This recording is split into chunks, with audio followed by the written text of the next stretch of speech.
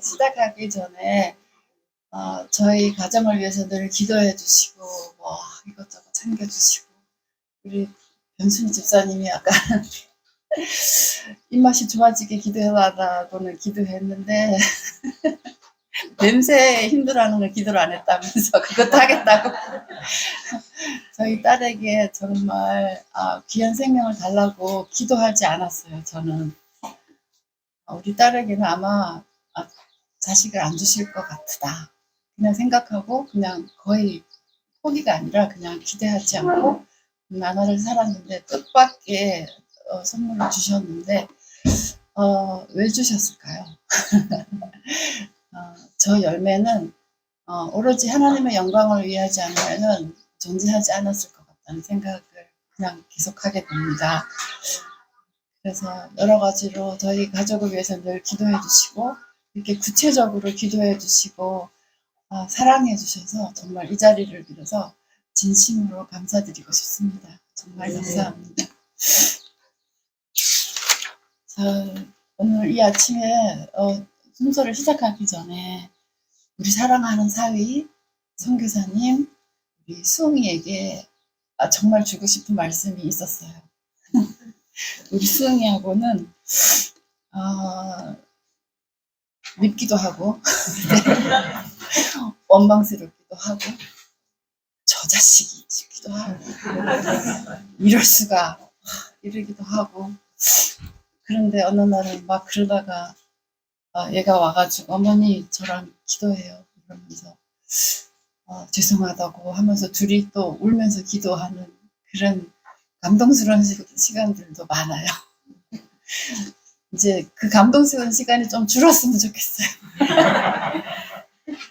그래서 우리 수웅이에게 이 아침에 사도행적을 듣는데 이 말씀이 너무너무 우리 수웅에게 해주고 싶었어요.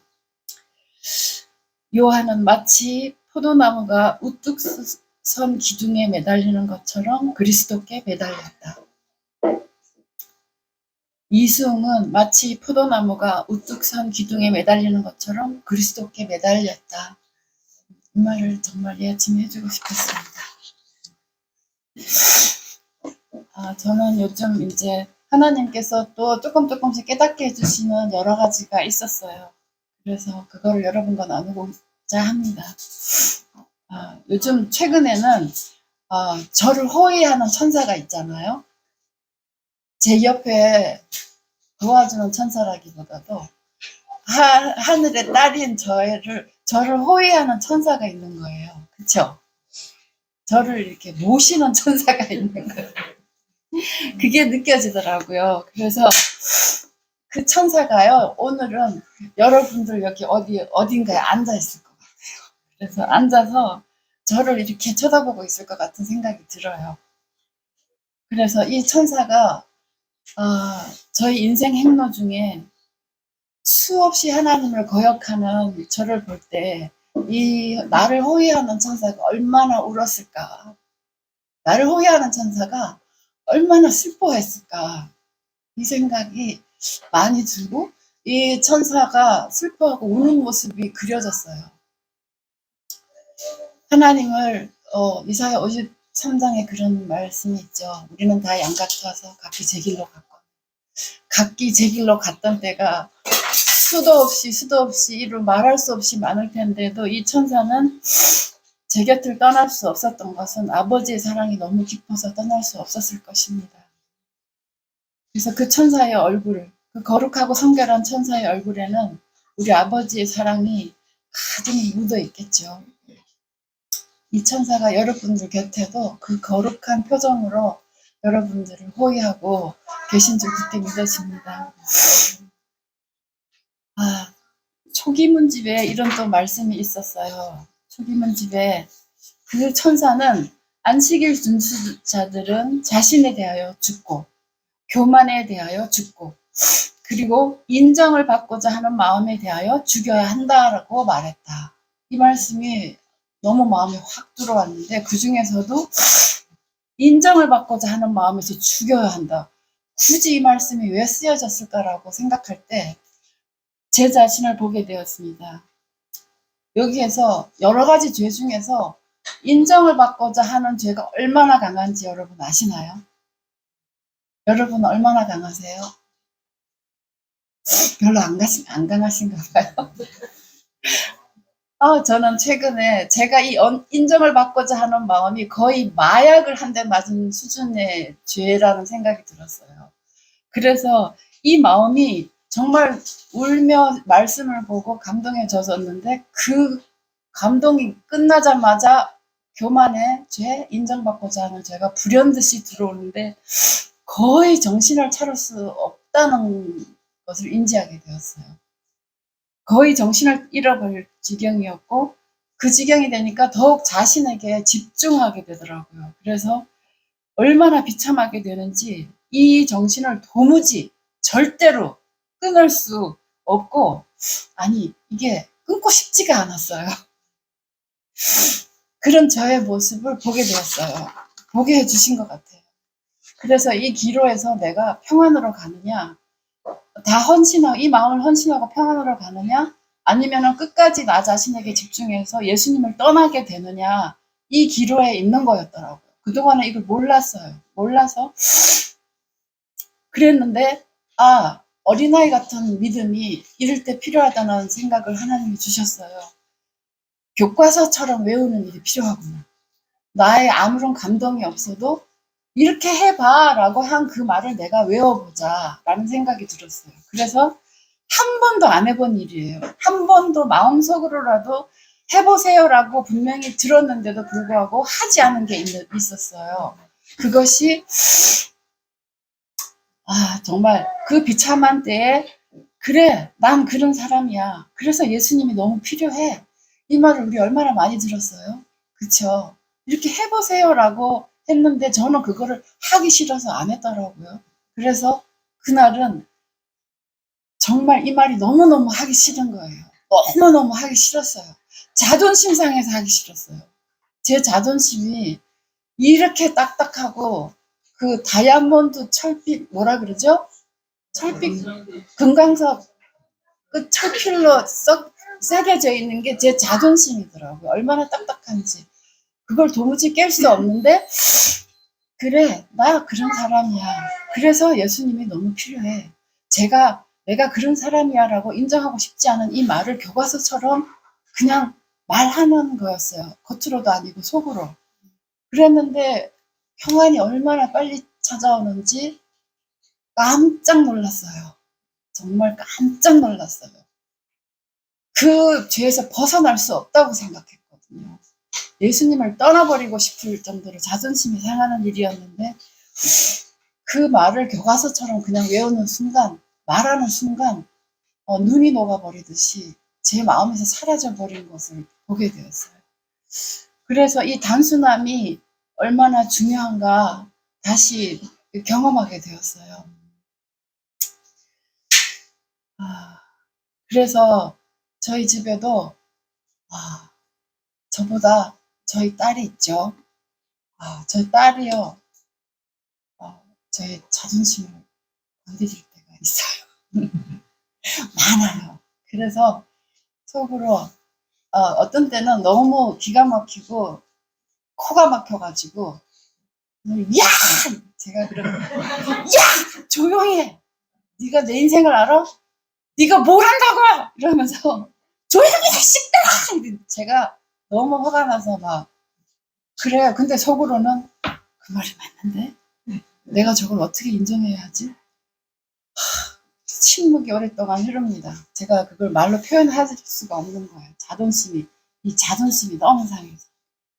그래서 생각해 보니까요. 하나님께서 우리를 회개시켜서 당신의 사랑으로 당신 품에 안기 위해서 사용하는 방법이시더라고요.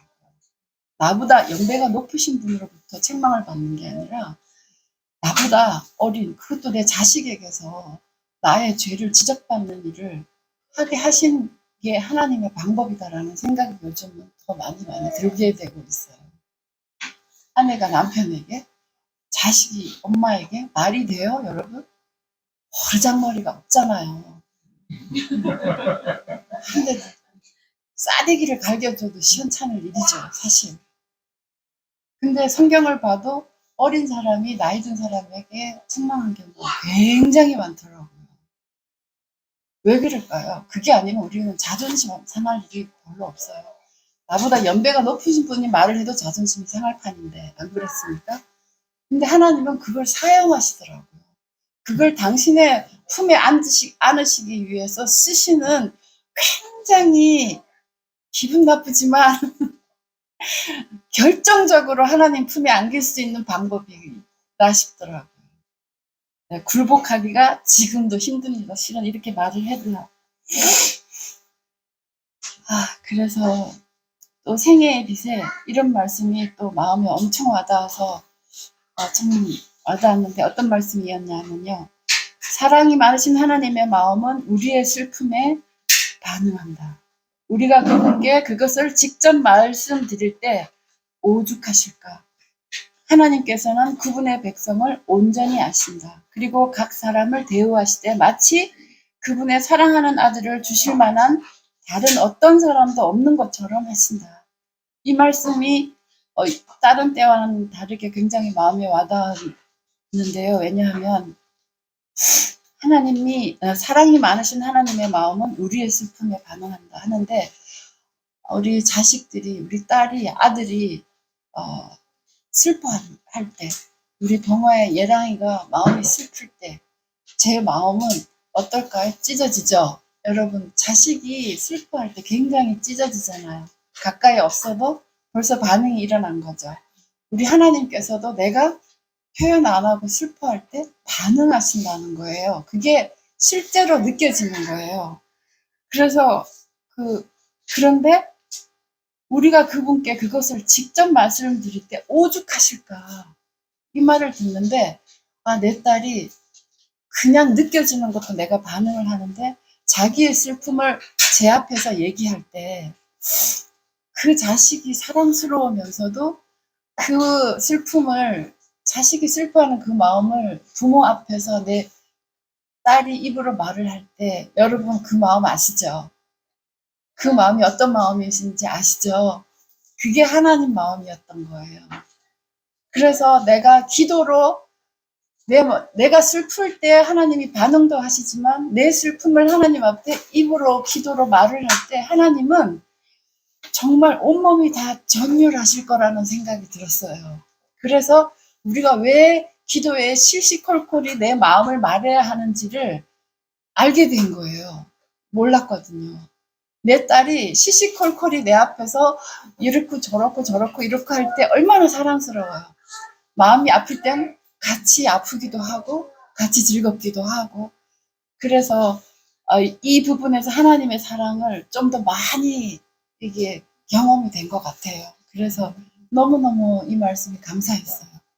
그리고 또 이 말씀 중에서 각 사람을 대우하시되 마치 그분의 사랑하는 아들을 주실 만한 다른 어떤 사람도 없는 것처럼 하신다라고 하셨는데 이것이 어느 날 저에게 너무 가슴 아프게 와닿았어요. 저희 집에 우리 딸의 손님이 왔어요.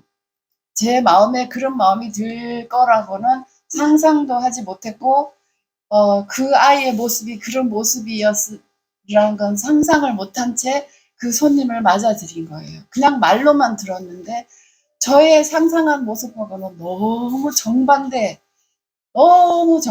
모습의 손님이 온 거예요. 저는 그 손님이 싫었어요. 그 손님은 아픈 사람이었어요. 우울증과 각종 젊은 아이인데도 불구하고 너무 심신이 다 지친 아이고 거의 정신 상태도 정상이 아닌 그런 아이였는데 저는 그 아이가 싫더라고요. 그래서 그 아이가 하룻밤을 우리 집에서 자는데 우리 온 식구는 그 아이 때문에 잘 수가 없었어요. 특별히 아이가 생명을 가진 우리 딸과 사위는 거의 밤을 새다시피 하고 그랬는데 제 마음에 드는 생각이 빨리 갔으면 좋겠다. 다시는 안 왔으면 좋겠다. 그 아이의 얼굴을 쳐다볼 수가 없었어요. 싫어서. 그래서 그 마음을 숨기려고 많이 연기를 했죠. 근데 우리 공부했듯이 우리의 심장파가 전해졌을까요? 이미 저는 살인을 한 거죠. 지금도 그 아이가 오는 거 별로 환영하고 싶지는 않아요. 그런데 그 일 이후 예수님이 생각이 났어요. 만약 저 아이가 예수님일 수도 있을 텐데 내가 예수님을 저렇게 싫어할 수 있겠구나. 이런 생각을 하게 됐어요. 그런데 예수님은 말씀에 각 사람을 대우하실 때 마치 그분의 사랑하는 아들을 주실 만한 다른 어떤 사람도 없는 것처럼 하신다고 하셨습니다. 그 손님은 분명 예수님에게 이런 존재였을 텐데 라는 생각을 하게 되었습니다. 아직도 이 마음이 해결하지 못했지만 참으로 저의 이 악한 모습을 보게 된 거죠. 저의 마음에 맞는 사람만 환영하고 내 마음에 맞는 사람만 상상하는 정말 손님을 잘 대접한다라고 저는 생각했는데 정반대의 저의 모습을 기가 막히게 본 거죠. 너무나 큰 충격이었습니다. 그런 게 정말 하나님께서 제 마음을 창조해 주셔서 그런 사람을 사랑할 수 있는 마음을 창조해 주시지 않으면 정말 가망이 없는 저의 상태라는 것을 보게 되었습니다. 그리고 이 시간에 마지막으로 저희 아들에 대해서 얘기하고 싶은 시간 잠깐 가지고 마치도록 하겠습니다. 저희에게는 새 아이가 있잖아요. 그런데 하나님께서 이 아이들이 중고등학교 때 저에게 이 아이들에게 대한 약속을 하나 주신 것이 있었어요. 그래서 제가 믿음이 없고 천주교에서 개중해서 이 신앙 안에 들어와서 철없이 신앙을 할 그때였어요. 말씀도 모르고 막 그럴 때 하나님이 뭘 보여주시고 오감으로 해주신다 그러잖아요. 그럴 때 저에게도 그런 경험들이 한 여러 번 하나님이 찾아와 주시고 그랬던 경험들이 있는데 그 중에 하나가 새아이가 그 상황도 하나님이 연출시키신 것 같다는 생각이 들었어요. 나중에는 새아이가 전부 저를 실망시키는 거예요. 집 나가고 싶다. 집에 들어오기 싫다. 새아이가 똘똘 뭉쳐서 하나도 아니고 둘도 아니고 셋이가 전부 똑같이 그러는 거예요. 근데 그 사건이 뭔지 지금 기억도 안 나요. 근데 제가 온 몸에 힘이 빠지면서 완전히 절망 가운데 처하게 됐어요. 새 아이가 저를 이렇게 싫어하고 집을 나가고 싶어 하는 그 상황에 처했을 때 너무 앞이 깜깜해서 드는 생각이라고는 성경책을 들고 교회에 쫓아가서 우는 일밖에 할 수가 없었어요. 제가 살 수 있는 길이. 그래서 아무도 없는 낮에 교회 가서 엉엉 울었습니다. 성경책을 두고서 소리 내어서 앙앙 울기만 했어요. 앙앙 울었어요. 정말 앙앙 울었어요. 눈물이 떨어져서 바닥에 질펀하게 될 정도로 막 울었어요. 그랬는데 우는 순간에 성경절이 지나가는 거예요. 이 유명한 성경절도 아니고 뭐라고 하는데 그 성경절을 잡아야 되겠는데 제가 아는 성경절이 아닌 거예요. 스가랴 10장 3절이라는데 이게 3장 10절인지 10장 3절인지 뭘 분명히 들려주시는 것도 아니에요. 그냥 물이 지나가듯 흘러 지나가는데 이게 뭐지 싶어 잡아야지 했는데 스가랴 10장 3절이라는 생각이 들었어요. 그래서 제가 듣도 보도 못한 성경절이죠. 그래서 얼른 성경절을 펴서 봤어요. 봤는데 앞에 구절은 무슨 말인지 하나도 모르겠어요. 근데 뒤에 구절에 그 무리 곧 유다 족속을 돌보아 그들을 전쟁의 준마와 같게 하리니 전쟁의 준마라는 말이 제 머리에 박힌 거예요. 네, 제가 아이 셋 때문에 절망하고 있었잖아요. 그 아이 셋이 나를 거역하고 있었거든요. 근데 유다 백성들도 지금 그런 상태인 거예요. 지금 와서 제가 이렇게 성경을 다시 보니까 그런 거예요. 이게 이 뜻이었구나. 정말 나에게 준 약속이 맞았네. 근데 그때는 하나님이 전쟁의 준마를 키워주시겠다는 거네. 이 생각이 그때 들었어요. 전쟁의 준마라는 생각만 들은 거예요. 그래서 그걸 딱 듣는 순간 울음이 딱 그쳤어요. 마음의 평화가 갑자기 몰려온 거예요. 그 아이들이 거역 같은 말도 상관이 없어요. 저는 성경책을 들고 눈물 싹 닦고 집에 온 거예요. 그 이후로 걱정을 한 번도 해본 적이 없어요. 그때 사건을 가지고 생각해 본 적도 없고, 이 약속을 주신 거죠, 확실하게. 그랬는데, 세월이 많이 흘렀습니다, 지금. 근데 그 약속이 믿어지지가 않는 거예요. 계속. 우리 딸들을 키워오면서도 그 말씀이 진짜 준 걸까? 정말 나에게 약속해 주신 걸까? 아닌 것 같은데 수없는 의심에 계속 사로잡혀 있는데 마지막으로 우리 아들에게 이 말씀이 적용되지 않는 거예요. 안 믿어지는 거예요. 정말 우리 아들에게 컴퍼스 선교사를 갈 때도 극적으로 하나님께서 인도해 주셔서 컴퍼스 선교사를 1년을 하긴 했어요. 했는데 지금에 와서는 그때처럼 하나님께서 바로 응답도 안 해주시고, 그래 내가 그때 해준 약속이라는 말씀도 없으시고 이 말씀도 믿을 수가 없어요. 근데 우리 아들은 지금 그때 그런 말씀을 들었어요. 공부할 때 날개를 꺾어서 내 옆에 두고 있었던 거예요. 제 아들을. 제 아들의 날개를 팍 꺾어가지고 제 옆에 둔 거예요. 그래서 우리 아들은 우리 딸들과 제가 저 혼자만 꺾은 게 아니고요. 우리 누나 둘과 제가 셋이서 우리 아들의 날개를 팍 꺾어가지고 옆에 둔 거예요. 날지 못하게. 그 실은 예배 시간을 오라 그래서 인상을 막 구겨지게 하고서 앉아 있었던 일, 그냥 찬양하는 것만 좋아했어요. 그러다가 지금은 자기 스스로 열심히 공부해서 국시 합격해서 취업을 두 번째 한 번은 낙방하고 취업을 해서 정상적인 월급을 받으면서 자취하면서 혼자서 자유롭게 날개를 달고 있어요. 지금 매일매일 잘 날고 있어요. 너무 신나게요. 제가 그 아이를 떠나보낼 때 가족 기도를 하는데 솔직히 이렇게 기도를 했어요. 하나님 아버지, 우리 아들 앞에 있는데 그랬어요. 하나님 아버지, 저는 솔직히 우리 아들이 취직을 해서 가는데 하나도 기쁘지가 않습니다. 우리 아들이 이 기도를 듣고 상처받지 않게 해주세요. 상처를 주고 있으면서. 그런데 정말 솔직히 그렇습니다. 다시 아버지의 말씀이 달고 오묘하게 뇌어서 끌려 다시 올 수 있었으면 좋겠습니다. 이렇게 기도를 했더니 우리 아들이 떠나기 전에 제 무릎에 머리를 박고 10분은 있는 것 같아요. 엄마의 그 기도에 미안하기도 하고 자기는 날고 싶고 제 무릎에 머리를 박고 가슴 아파서 한참을 있다가 떠났어요.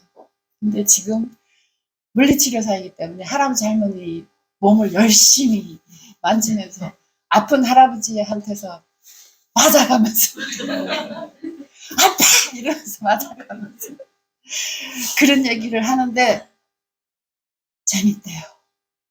재밌대요. 그런데 우리 큰딸도 동생이 가는 묘라 가족이 함께 있어야 되는 건데 하고 정말 안 했으면 싶었던 말을 가슴 아프게 아들에게 했는데 아들이 엄청 싫어했어요. 이제 날개 꺾여서 우리 옆에 있고 싶지 않은 거예요. 그런데 저는 아직도 슬퍼요. 우리 아들이 떠날 때 저는 죽고 싶었거든. 다른 사람들은 축하해. 요즘 취직하기가 얼마나 힘든데. 정상적인 월급 받으면서 열심히 하라 그래. 괜찮아. 근데 저는 하나도 기쁘지가 않습니다. 그래서 이 아들이 정말 이 약속을 주신 거에 정말 믿기지가 않아요. 근데 지금은 하나님께서 그 옛날에 저에게 다 찾아와 주시고 오감으로 접촉해 주시지 않는 것 같아요. 왜 그럴까? 근데 며칠 전에 하나님께서 이런 말씀을 주셨어요. 아들만 생각하면 가슴이 아프고 눈물이 나는 거예요. 시키지 않아도 눈물이 나요. 가슴이 떨려요. 그런데 로마서 8장 32절의 말씀 생애 빛을 있는데 들려주셨어요. 자기 아들을 아끼지 아니하시고 우리 모든 사람을 위하여 내주시니까 어찌 그 아들과 함께 모든 것을 우리에게 주시지 아니하겠느냐. 이 말씀이 그래 맞아.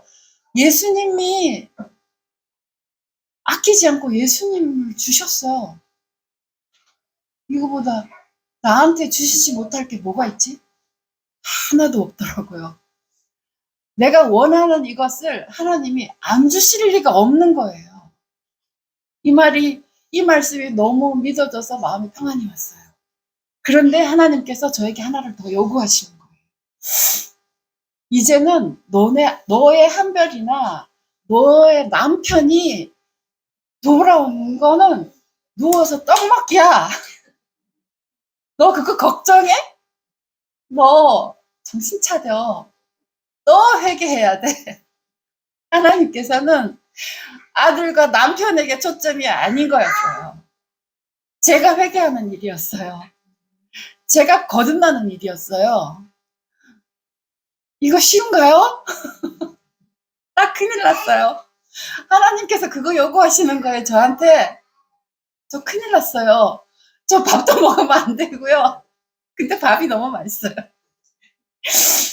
잠도 자면 안 되게 회개해달라고 기도해야 돼요. 왜냐하면 우리 아들과 남편이 와야 되거든요. 근데 그 사람들은 문제가 아니래요. 제가 거듭나야 돼요. 큰일 났어요, 저. 너가 회개해야 돼. 너가 회개해야 돼. 무슨 말인지 알아? 제발.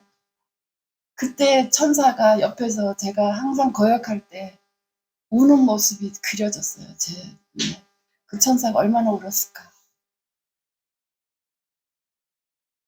아, 이것으로 저에게 최근에 저에게 하나님께서 경험해 주신 이야기였습니다. 그래서 사랑 많으신 하나님의 사랑이 여러분들을 다시 만들어주시고 회개케 하는 하루가 되기를 간절히 바라면서 마치겠습니다. 감사합니다.